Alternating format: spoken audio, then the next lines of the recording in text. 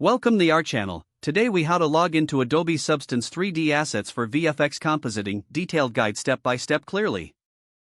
To begin, open your preferred web browser.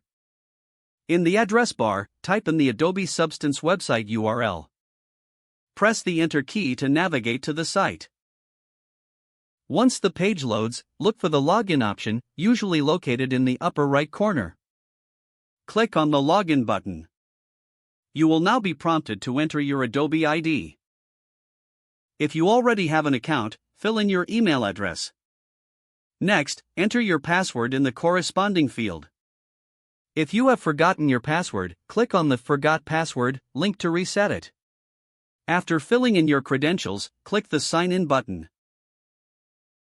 If your information is correct, you will be directed to your Adobe Substance dashboard. From here, locate the section for Substance 3D assets. Browse through the available assets for VFX compositing. To download an asset, click on its thumbnail to open the Details page. Once on the Details page, click the Download button. Your asset will begin downloading to your computer. After downloading, locate the file in your Downloads folder. You can then import the asset into your preferred VFX software for compositing. Be sure to check compatibility with the software you are using. If you encounter any issues, refer to the Help section on the Adobe Substance website. This will provide additional troubleshooting tips and support.